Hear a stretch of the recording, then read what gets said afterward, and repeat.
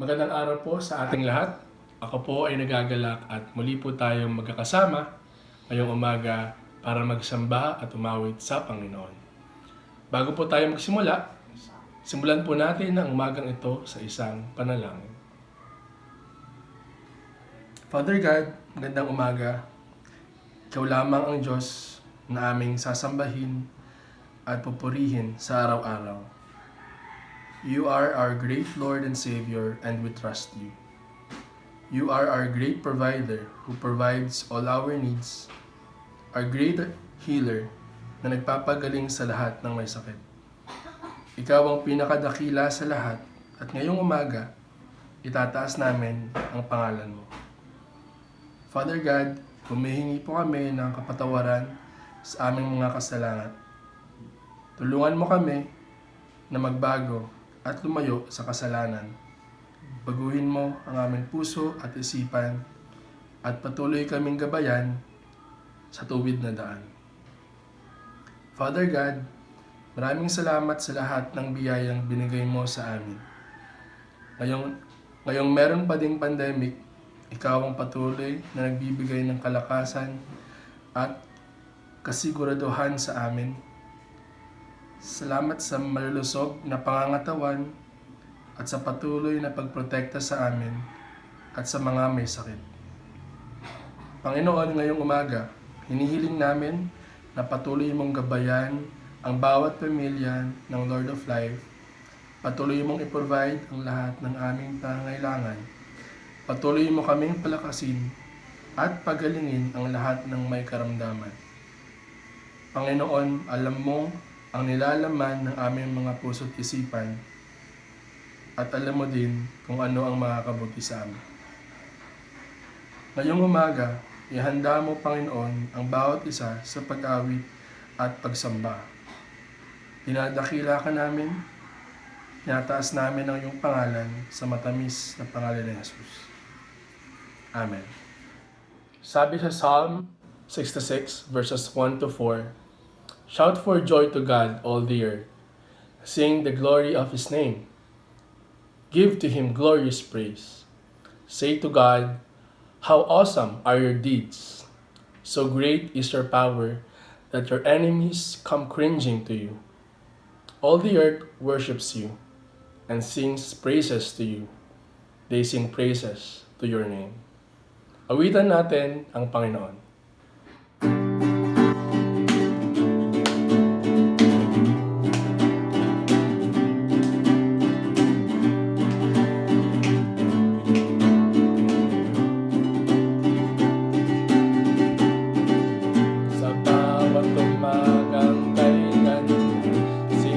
Magpuri sa Kanya, itaas ang kamay at umawit na. Sa bawat araw na dumaraan, Panginoon, Ikaw ang dahilan sa lahat ng ligaya at bawat ngiti mula sa labi kong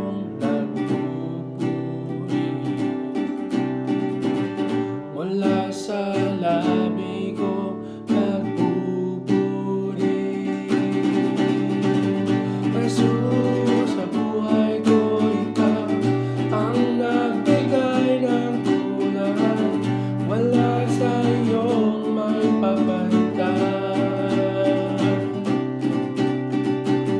Jesus, sa buhay ko Ika'y kumilos at gumagal, wala sa iyong may papalitan. Sa bawat umagang kay ganda, simula magpuri sa Kanya, itaas ang kamay at umawit. Sa bawat araw na dumaraan, Panginoon, Ikaw ang dahilan sa lahat ng ligaya at bawat ngiti mula sa labi kong nagpupuri. Mula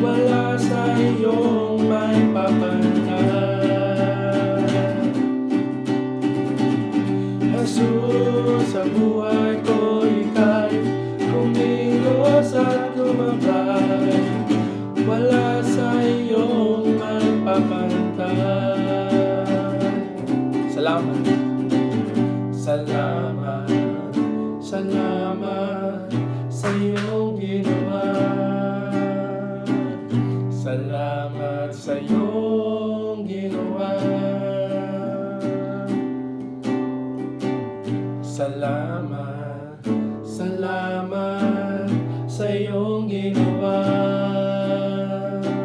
Salamat sa iyong ginawa. Salamat, salamat sa iyong ginawa. Salamat sa iyong ginawa. Salamat, salamat sa iyong ginawa. Salamat sa iyong ginawa. Mula sa labi ko nagpupuri. Mula sa labi ko nagpupuri. Jesus, sa buhay ko, ikaw ang nagbigay ng kulay. Wala sa iyong may papantay. Jesus, sa buhay ko, ikaw kumilos at lumabay. Wala sa iyong may papantay. Jesus, sa buhay ko, ikaw ang nagbigay ng kulay. Wala sa iyong may papantay. Jesus, sa buhay ko, ikaw kumilos at lumabay. Wala sa iyong may papantay. Wala sa iyong may papantay. Palakpak po natin ang Panginoon.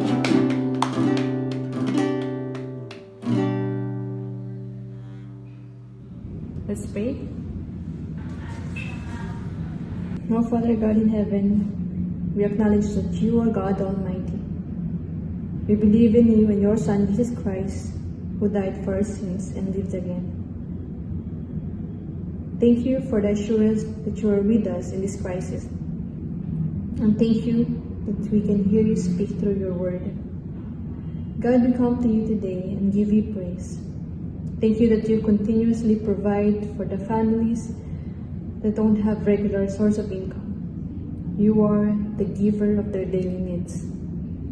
Thank you for helping the students to keep track in their modules, for the teachers who are persistent in lesson preparation, for the frontliners who are carefully working hard to fulfill their duties. Thank you for sustaining your church in online Bible studies, prayer time, fellowship, and worship service through the people you thoroughly equipped. Thank you that we can continuously listen to your word through the preachers. Thank you for the freedom that we can worship you anytime in this place. Oh God, we believe that you are listening, and we are claiming your word that by power and through your mercy, we can present our request to you. Thank you, God, for listening. We pray that your missionaries, Ate Hilda, Kuya Lem, Ate Bel, Ate Eva, Kuya Chris, and Ate Dottie. Thank you for them. They are few of your missionaries who are in need of your guidance every day, in every move they make. Whenever they face discouragement, be their courage and hope. Whenever they feel weak, be their strength. And we remember the youth as well, that you protect their innocent minds from worldly influence that can distort their way of thinking. Help them to walk and be mature with your word, and to make a stand in their faith and truth in you. We pray for those who are sick and having bad physical and mental condition, that you continually heal them and give them enough rest and peace every day. And please use the medications that they intake for treatment of their illness. We pray as a church that we live our lives holy just as you are holy. For those who are feeling lonely and need some love and appreciation, God, please hug them, and may they feel real love and joy found in you. We pray for our government leaders, that their hearts will turn to you and fear you, that they do their duties with love for the people and stop corruption and injustice. Father God, we thank you for your love for us, for your unconditional love for us. And we praise your name, O Lord. Bless your name, O God. In Jesus' mighty name we pray. Amen. Sabi sa Philippians chapter 2 verses 9 to 11, "Therefore, God has highly exalted him and bestowed on him the name that is above every name, so that at the name of Jesus, every knee should bow, in heaven and on earth and under the earth, and every tongue confess that Jesus Christ is Lord, to the glory of God the Father." Patuloy nating awitan ang Panginoon.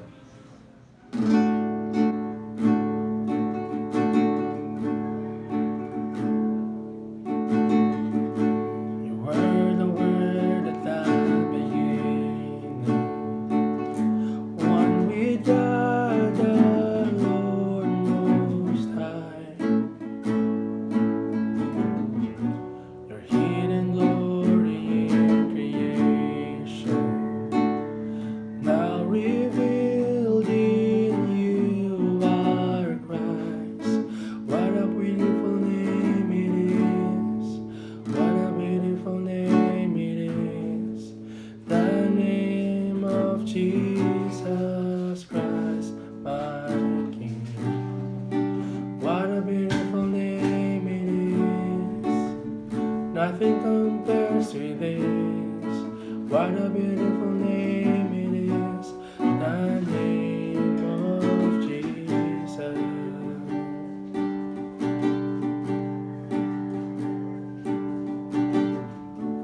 You didn't want heaven without us, so Jesus, you brought heaven down. My sin was great, your love was greater. What could separate us now? What a wonderful name it is. What a wonderful name it is. The name of Jesus Christ, my King. What a wonderful name it is. Nothing compares to this. What a wonderful name it is. The name of Jesus. What a wonderful name it is. The name of Jesus.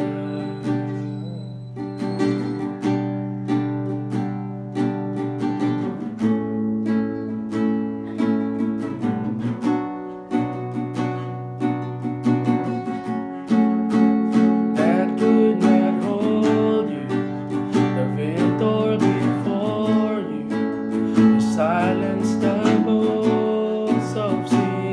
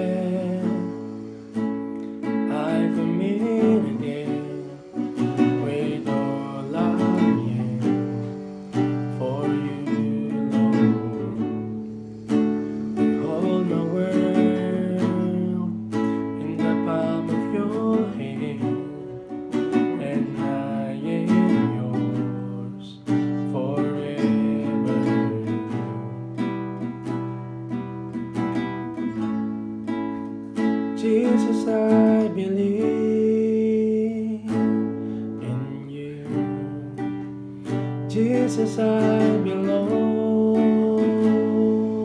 to you.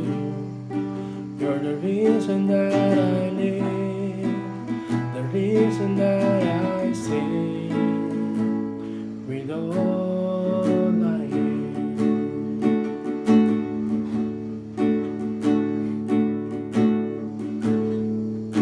I'll walk with you wherever you go, through tears and joy. I'll trust in you, and I will live in all of your ways, your promises forever.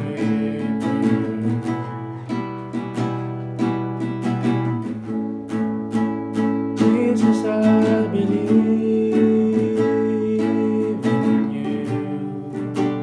Jesus, I belong to you. You're the reason that I live, the reason that I sing. Jesus, I believe in you. Jesus, I belong to you. You're the reason that I live, the reason that I sing with all I am. I will worship, I will worship you. I will worship,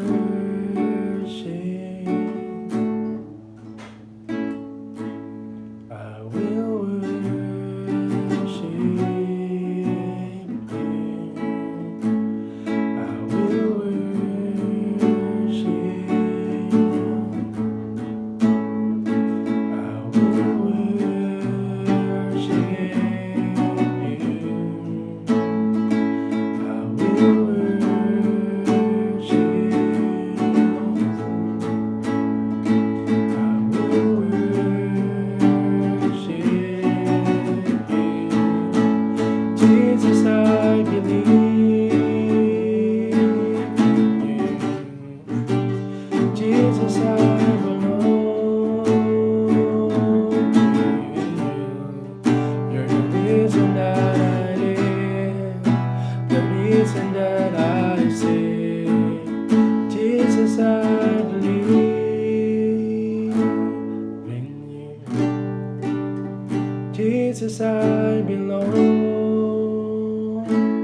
to you. You're the reason that I live, the reason that I sing with all I am.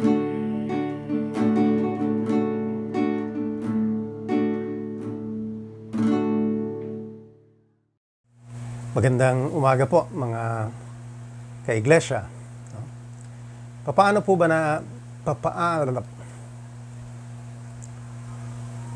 Magandang umaga po mga ka-iglesia. Paano po ba ninyo inumpisahan itong araw na ito? O, siguro po, baguhin ko yung tanong, paano po ba natin kadalasan inuumpisahan ang ating araw? Mayroong pangit dun, no? Okay. Okay, yan. Magandang umaga po mga ka-iglesia. Paano po ba ninyo inumpisahan itong araw na ito? Siguro, pwede rin itanong, paano po ba natin kadalasan inuumpisahan ang ating araw? Pagkagising po ba ay dampot kagad ng cellphone at titingnan, baka may bagong message na pumasok o baka may na-post ang mga kaibigan natin sa Facebook o baka may nag-react doon sa ating pinost sa Facebook. O pagbangon po ba natin ay magkakape muna tayo, makikinig sa radyo o manood ng TV? O tayo po ba'y nag-exercise muna? Ilan po ba sa atin ang nag-uumpisa ng araw na pagkagising ay tumatahimik, kinukuha ang Biblia at nagko-quiet time? On Sundays po ba ay naghahanda po ba tayo o excited tayo na makibahagi sa worship service? No, maski na po ito ay online na hindi live. Sa James, no, sa aklat po ng James, sa chapter 1, verses 19 to 21, sinasabi po sa atin dito na ang ating paglago at pagiging matatag, no, sa ating paglakad kasama si Kristo ay nangangailangan ng pagiging receptive natin, no, sa salita ng Diyos. Ito ang ating titingnan ngayon pong Sunday na ito. Manalangin po tayo. Panginoon, gabayan niyo po kami sa pakikinig. Gabayan niyo po kami, Lord, na maiwaksi namin ang distractions, makapag-focus sa salita mo. Unawain ang bawat salita na galing sa iyo. Namnamin namin ito. At magkaroon kami, Panginoon, ng excitement na maipamuhay ito. Gabayan niyo po kami. Be with us. In Jesus' name. Amen. Well, sabayan niyo po ako. Buksan po natin ang ating Biblia sa aklat ng Santiago, sa James, chapter 1, verses 19 to 21. O kaya po, sabayan niyo po ako sa pagbasa nito. Santiago 1:19 hanggang 21. Verse 19. Mga kapatid kong minamahal, unawain ninyo ito. Maging alisto kayo sa pakikinig, dahan-dahan sa pagsasalita at huwag agad magagalit.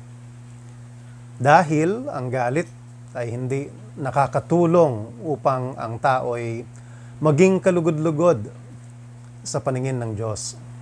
Kaya't talikuran na ninyo ang inyong maruruming gawa at alisin ang masasamang asal. Mapagkumbabang tanggapin ninyong taimtim sa inyong puso ang salita ng Diyos, sapagkat ang salitang ito ang makapagliligtas sa inyo. Ang may akda po ng Santiago o si James ay half-brother ni Jesus. Po. Naging tagasunod siya ng Panginoong Jesucristo after na ng resurrection. Naging isa siya sa mga leaders ng iglesia sa Jerusalem at itinuring siya ni Apostol Pablo na isa sa mga pillars ng New Testament times na iglesia. Ang James ay isinulat para sa mga Hudyong naging tagasunod ni Jesus.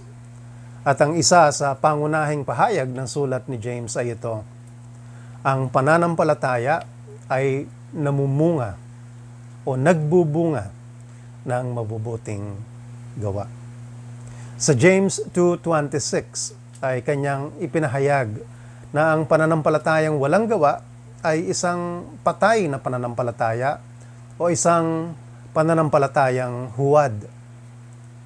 Para kay James, ang tunay na pananampalataya ay nakikita sa nabagong buhay na kinakikitaan ng mabubuting gawa. Ang James ay puno ng direct commands upang ang mga mananampalataya ay mamuhay ng banal. At hitik din ang aklat ng James ng mga praktikal na halimbawa ng pamumuhay na banal. binigyan diin ni James ang pangangailangan na ang mga nagsasabing tagasunod ni Jesus ay mamuhay ayon sa kanilang pananampalataya. Ang isang tanong para sa atin na mula sa aklat ng James ay ito: sinasalamin nga ba ng ating buhay ang pananampalatayang ating inihahayag? Ang isa sa mga pagbabago na inaasahan sa isang mananampalataya ay ang pagkakaroon ng malalim na desire o pagnanais na marinig at maipamuhay ang salita ng Diyos. Ang context po ng ating mga verses na tinitingnan, yun pong verses 19 to 21, ay tungkol sa salita ng Diyos. Binanggit po ni James ang salita ng Diyos sa verse 18 at sa verses 21, 22, 23 at 25. Sa verse 18 ay sabi ni James, sa sariling kalooban ng Diyos, sa sariling kalooban ng Diyos Ama ay kanya tayong ipinanganak sa pamamagitan ng salita ng katotohanan. Sa verses 22 to 25 ay binigyan niya ng diin ang pagsunod sa salita ng Diyos. Ang ating teksto ngayong araw na ito, ang James 1:19 to 21, ay tumutukoy sa pagtanggap natin sa salita ng Diyos. Magagamit natin ang mga utos na maging alisto tayo sa pakikinig, dahan-dahan sa pagsasalita at huwag agad magagalit o sa ating pakikitungo sa iba. Ngunit ang tinutukoy ng verses 19 to 21 ng chapter 1 ay ang ating response sa salita ng Diyos. Ang sinasabi sa atin ni James sa verses 19 to 21 ay ito: kung nabigyan na tayo ng panibagong buhay sa pamamagitan ng salita ng katotohanan, inaasahang makikita sa atin ang pusong uhaw at sumusunod sa salita ng Diyos.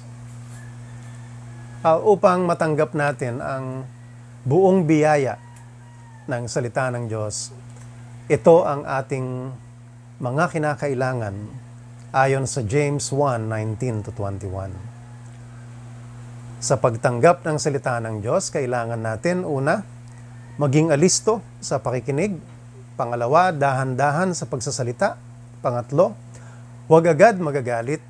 Ikaapat, talikuran ang maruruming gawa at alisin ang masasamang asal. At ikalima, kailangan natin ng pagpapakumbaba. At tingnan po natin ang unang punto. Ang sabi po sa verse 19, mga kapatid kong minamahal, unawain ninyo ito, maging alisto kayo sa pakikinig. Well, alalahanin po natin na noong panahon nila James, wala pang mga aklat na nasa New Testament.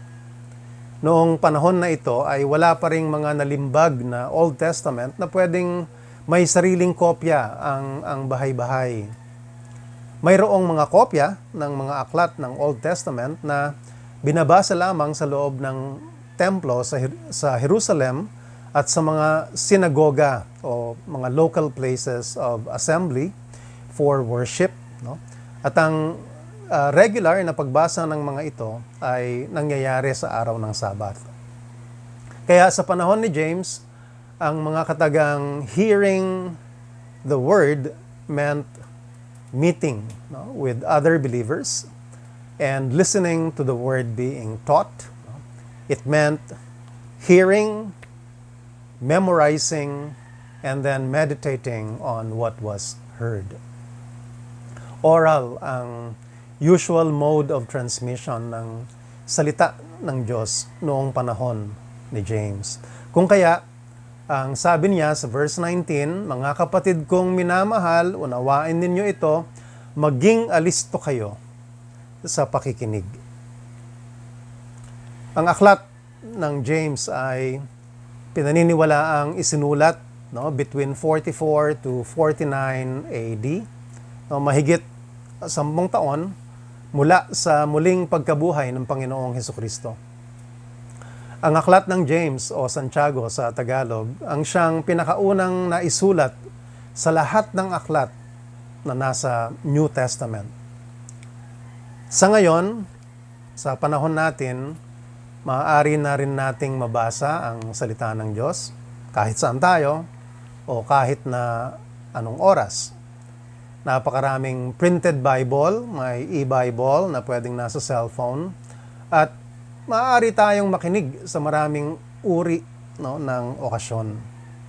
Katulad ng Sunday worship o Bible study, sa radyo, sa TV. Ang sabi ni James ay maging alisto tayo sa pakikinig ng salita ng Diyos. Ang maging alisto sa pakikinig ng salita ng Diyos ay yung pagkakaroon natin ng attitude of eagerness to take in the Word of God. Sa pagiging alisto sa pakikinig, we stay still and we focus. Sa pagiging alisto sa pakikinig, we exert all effort to remove the barriers that would prevent us from being focused. Kung nabigyan na tayo ng panibagong buhay sa pamamagitan ng salita ng katotohanan, inaasahang we desire to read the Word. We desire to listen to biblical preaching of the Word. We desire to memorize the Word, and we desire to understand all of its teaching with a view to obedience. Kaya tanong po natin sa ating mga sarili, nagpaplano ba tayo na mabasa ang salita ng Diyos? Pinag-iingatan ba natin ang araw ng pagsamba? May plano ba tayo na basahin ang buong Biblia? Nagsusumikap ba tayong makapagkabisa ng salita ng Diyos? Dumako po tayo sa ikalawang punto. Sa pagtanggap ng salita ng Diyos, kailangan nating maging dahan-dahan sa pagsasalita. Kalooban ng Diyos na ang salita ng Diyos ay na ating natanggap ay maibahagi natin sa iba. Ngunit nais ng Diyos na tayo ay maging maingat sa ating pagbabahagi. Sa ating pangunguna, halimbawa sa Bible studies at sa amin na mga nangangaral, kinakailangang magbigay tayo ng panahon na mapag-aralan, mapagbulay-bulayan ang mga salita ng Diyos na ating ibabahagi. Kailangang pag-ingatan ang ating mga salitang bibitawan upang hindi natin ma-misrepresent ang salita ng Diyos. Upang hindi natin ma-take out of context ang Bible verses na ating tinitingnan. Napakadali pong ma-take out of context ang salita ng Diyos. At kung magkaganito, maaari itong maging mapanganib dahil maaaring maging mali ang mensaheng ating ibabahagi or ibinabahagi. Ang isang halimbawa po, yung pong sa Philippians 4:13. Isa po ito sa mga verses na kadalasan ay magamit out of context. Ito po siya sa translation na NASB. Ang sabi po sa Philippians 4:13, I can do all things through Him who strengthens me. Madalas ay ginagamit ito na pang-personal na motivation upang marating, upang ma-achieve ang isang goal o kaya ay mag-excel sa kahit na anong ginagawa, mapa-sports o mapa-trabaho. Pero kung titingnan po natin yung naunang verse dito, yun pong sa verse 12, ay makikita po natin ang konteksto Sabi po sa Philippians 4 verse 12, I know what it is to be in need, and I know what it is to have plenty. I have learned the secret of being content in any and every situation, whether well-fed or hungry, whether living in plenty or in want. Well, isinulat po ni Apostol Pablo ang Philippians habang siya ay nakakulong at hinihintay ang trial at ang kanyang potential execution dahil po sa kanyang pagbabahagi ng gospel. Paul, in writing to the Philippians, was encouraging them to endure their suffering by remembering Christ, who overcame death. And that and Christ should be the source of their strength. Philippians 4:13 is about finding inner strength when we're enduring spiritual adversity while obeying His commands. Ang isa pa pong halimbawa ng verse na madalas ding nagagamit out of context ay ang verse sa Matthew 18:20 na ang sabi, For where 2 or 3 are gathered in my name, there am I among them. Well, ang context ng Matthew 18:20 ay church discipline. At ang sinasabi dito na if 2 or 3 of the witnesses, sa verse 16, agree on the matter, then Jesus is also in agreement with them. Pero nagagamit po ang verse na ito sa mga Bible studies para ma-encourage ang isa't isa na kasama nila si Jesus. Pero kung born again na, si Jesus ay kasama na natin at hindi natin kailangan ng iba pa upang makasama natin si Jesus dahil ang banal na Espiritu ay nasa atin. Ang Matthew 18:20 ay taken out of context din.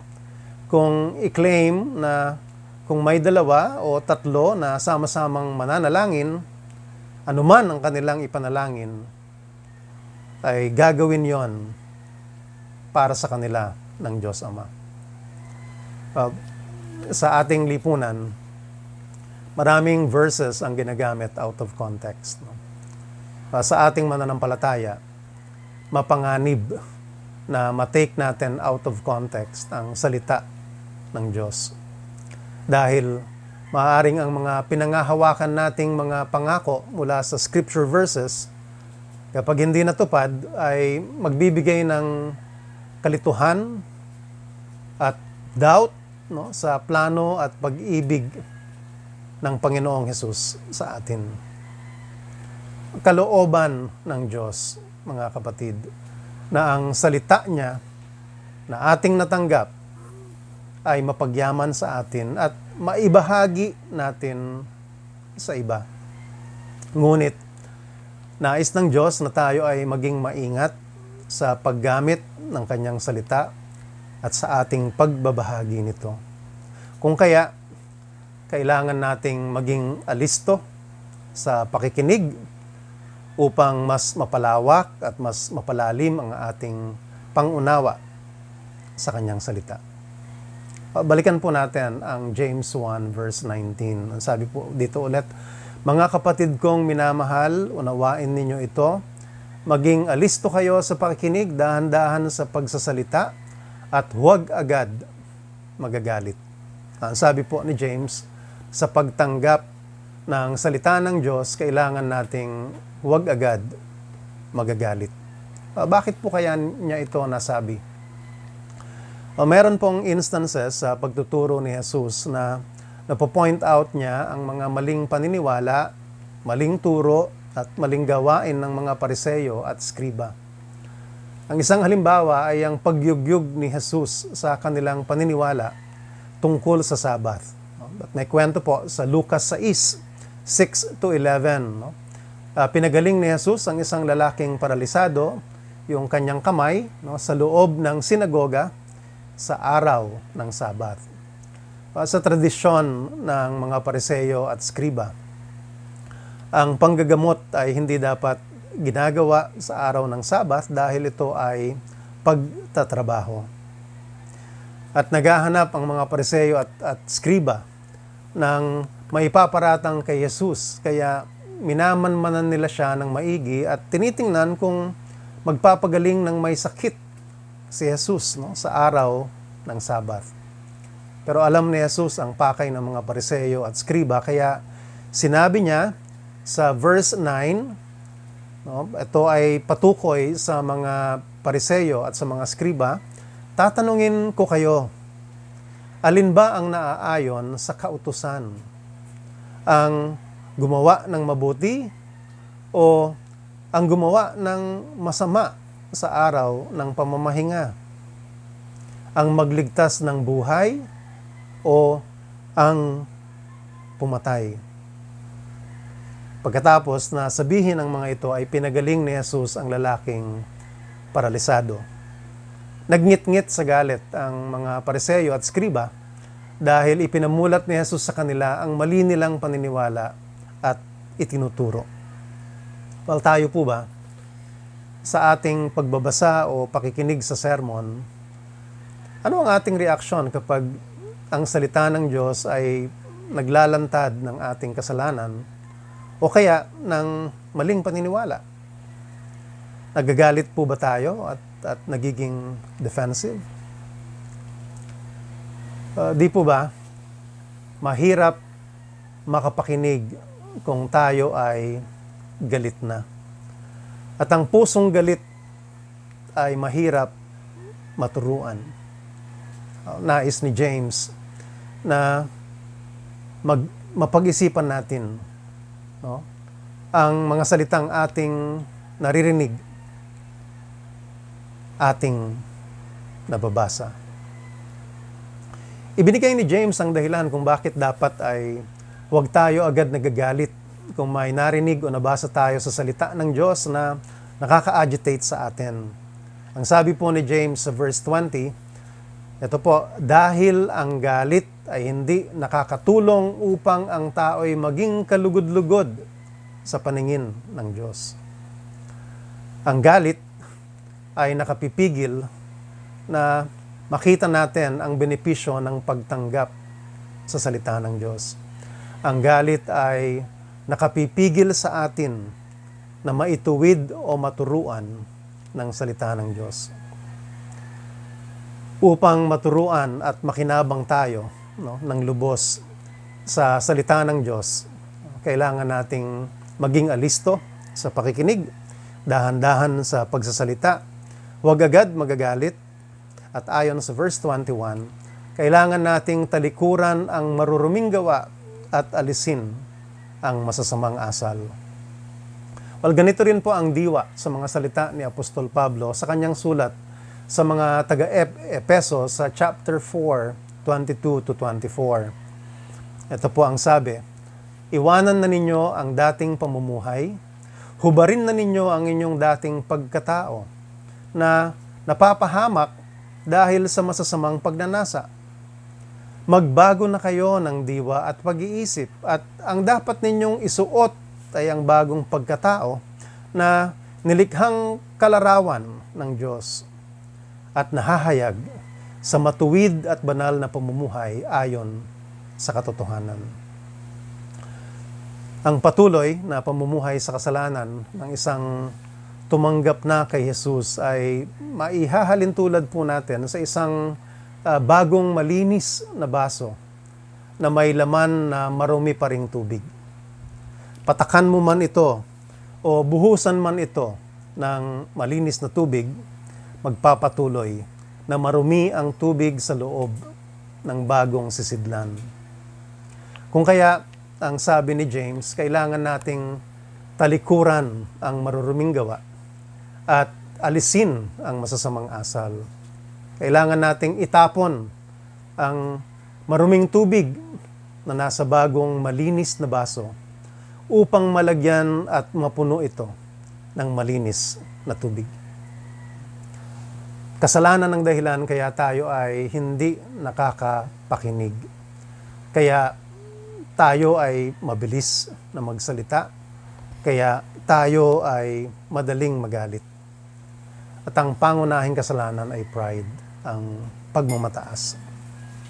Kung kaya ang sabi pa rin ni James sa verse 21, at ito po ang ikalima at ang ating huling punto, mapagpakumbabang tanggapin ninyong taimtim sa inyong puso ang salita ng Diyos, sapagkat ang salitang ito ang makapagliligtas sa inyo. Ang katangian na nagbubukas sa ating puso sa salita ng Diyos ay ang pagpapakumbaba, humility, na ang kabaliktaran ay pagmamataas o pride or being proud. Ang pangunahing dahilan kung bakit hindi tinatanggap ng tao ang salita ng Diyos ay dahil sa isip nila, hindi nila ito kailangan. Kung minsan iniisip pa nga ng ilan na God does not make sense, that God is stupid. Sa ilan, base sa kanilang nalalaman, itinatanggi nilang walang Diyos. Sa atin, ang mga mananampalataya, pride pa rin ang dahilan kung bakit may pagpili sa kung ano ang salita ng Diyos na tatanggapin o susundin. Mahirap sa atin ang magpatawad. Maski na malinaw na sinasabi ng salita ng Diyos na tayo ay dapat nagpapatawad. Nakapipigil sa ating paglago bilang isang mananampalataya at bilang isang iglesia kung patuloy na may inaalagaan pa rin tayong sama ng loob sa kapatid. Sa Mateo 22:37, wika ni Jesus, ibigin mo ang Panginoon, no? Ibigin mo ang Panginoon mong Diyos ng buong puso mo, buong kaluluwa mo, at buong pag-iisip mo. At sa Mateo 6:33, ang sabi, higit sa lahat, ay bigyang halaga ninyo ang kaharian ng Diyos. Ngunit mahirap para sa atin na unahin ang Diyos sa buhay natin. Maski na malinaw na ito ang nais ng Diyos, nahihirapan tayong ibigay ang ating oras sa Kanya. Mga kapatid, mahirap din ba para sa atin na magbigay ng tulong sa mga nangangailangan? Maski na malinaw na tayo ay inuutusan na magbigay ng tulong. Sa bandang huli, pagpapahalaga pa rin sa sarili o pride ang dahilan sa pagdaramot. Ang sabi ni James, masasabi nating tinanggap natin ang salita ng Diyos kung tayo ay may pagsunod.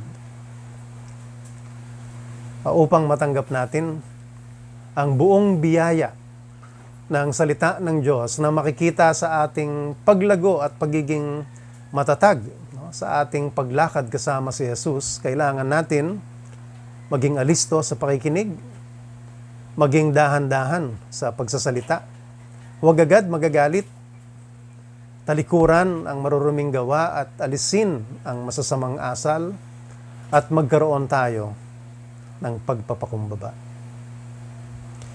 Sa pagtatapos po ng verse 21, ito po yung sinasabi, kaya talikuran na ninyo ang inyong maruruming gawa at alisin ang masasamang asal, mapagkumbabang tanggapin ninyong taimtim sa inyong puso ang salita ng Diyos, sapagkat ang salitang ito ang makakapagligtas sa inyo. Ang pagtanggap natin sa salita ng Diyos ang dahilan kaya nakilala natin si Jesus at naligtas tayo sa siguradong kapahamakan. Ang salita pa rin ng Diyos ang siya ring huhubog sa atin upang maging matatag sa ating paglakad kasama si Jesus. Magandang umaga, mga kapatid.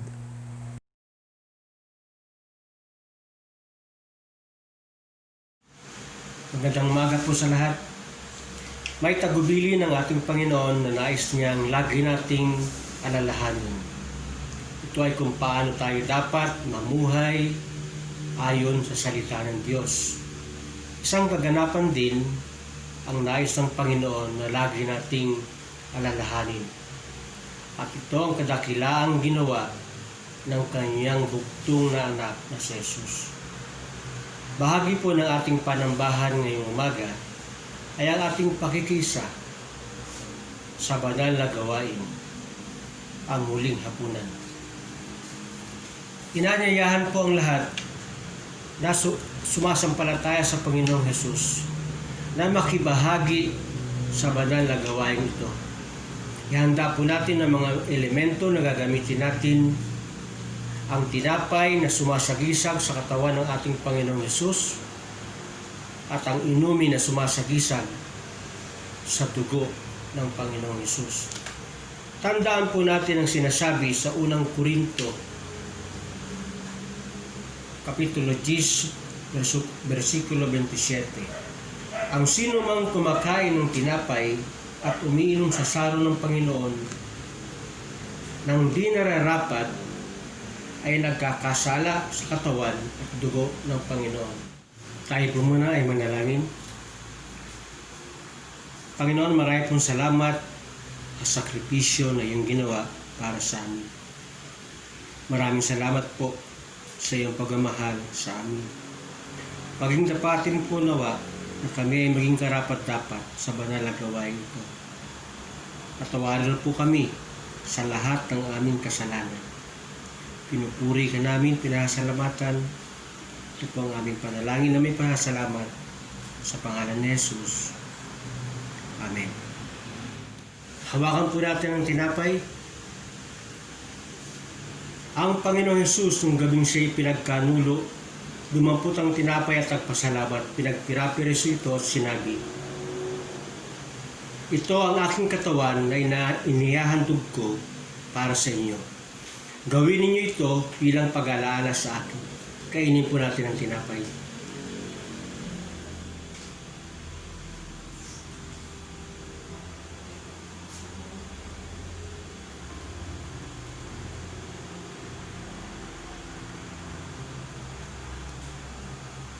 Itaas po natin ang kopa.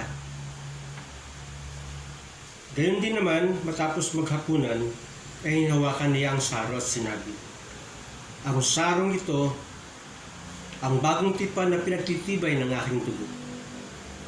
Tuwing umiinumin ninyo ito, gawin ninyo ito bilang pag-alaala sa akin. Inumin po natin.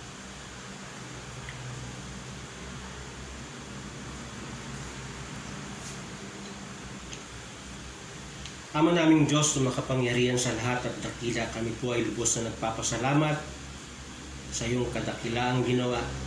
Salamat, Panginoon, na kami ay maaaring makibahagi sa gawain ito, alalahanin ang kadakilaan, ang sakripisyo, ang pahirap at pasakit na iyong dinanas. Maraming salamat po. Nawa kami po ay maging karapat-dapat sa sakripisyong iyong binigay para sa amin. Ito po ang aming panalangin na may pasalamat sa pangalan ni Jesus. Amen. Maaari na po nating i-deposit ang ating mga offerings at tithes sa ating LOLCF bank accounts sa pamamagitan ng online transactions. Para po sa Bank of the Philippine Islands o BPI, ang ating account name ay Lord of Life Christian Fellowship of Quezon City, Inc. At ang ating account number ay 228-3100831. Para naman po sa Banco de Oro o kaya naman ay BDO, ang ating account name ay Lord of Life Christian Fellowship of Quezon City, Inc. At ang ating account number ay 0022-102-92774. For offerings with specific purpose, maaari po nating i-email ang kopya ng ating deposit slip o kaya naman ay screenshot ng ating transaction at ilagay kung para saan ito sa email bago isend sa lordoflifecf@yahoo.com. Magkakaroon po tayong muli ng online worship service sa susunod na linggo ng 9 o'clock ng umaga dito po sa ating official Facebook page, facebook.com/lolcfofficial. Maligayang kaarawan po sa mga sumusunod.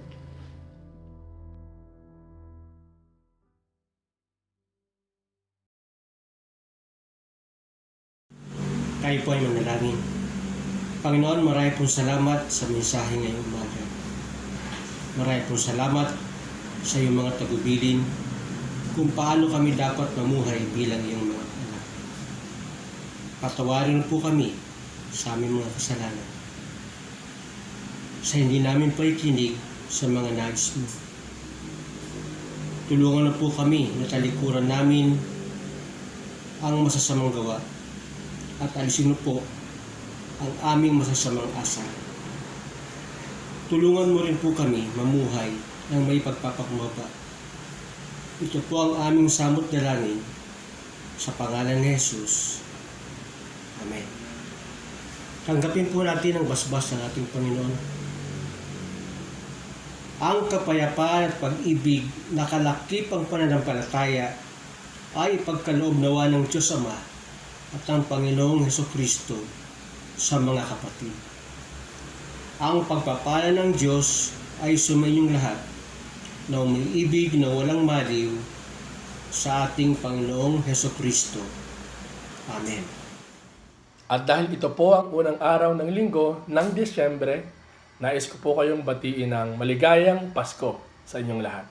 At bago po tayo maghiwa-hiwalay, muli po nating awitan ang Panginoon.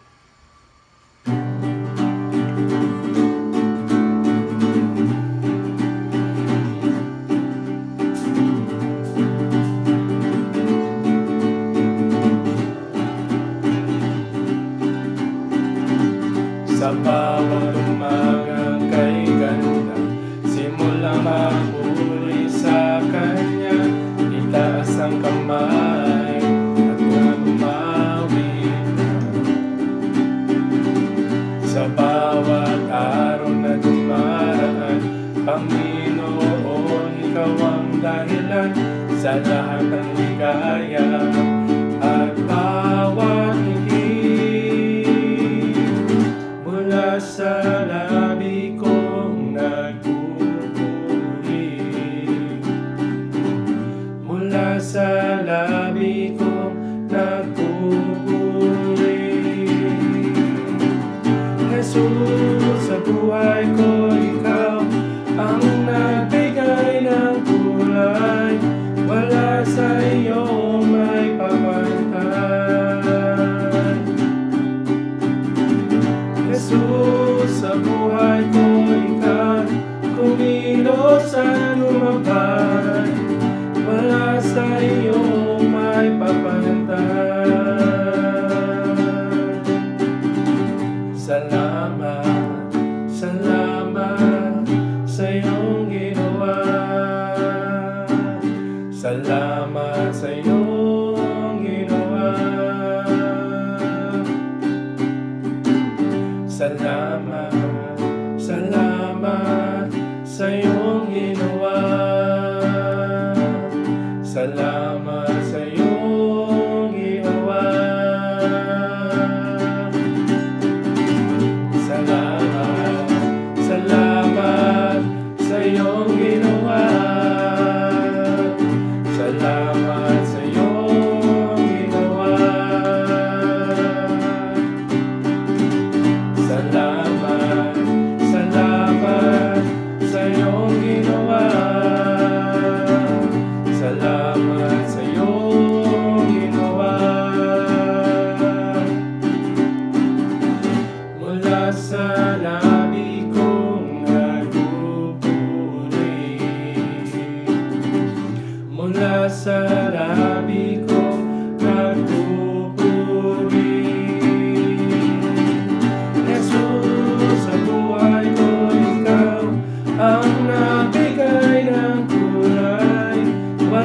sa iyo may papagkat. Jesus, sa buhay ko ika'y kumilos at gumabay. Wala sa iyo may papagkat. Jesus, sa buhay ko ika'y ang nagbigay ng kulay. Wala sa iyo may papagkat. Jesus, sa buhay ko ika'y kumilos at gumabay. Wala sa iyo may papagkat. Wala sa iyo may papagkat.